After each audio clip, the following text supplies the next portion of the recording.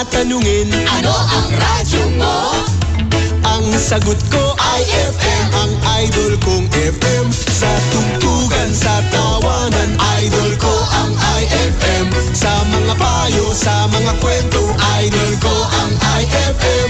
Ang sarap makinig araw-gabi, idol din niya ako kasi. Kaya ang radyo ko, IFM.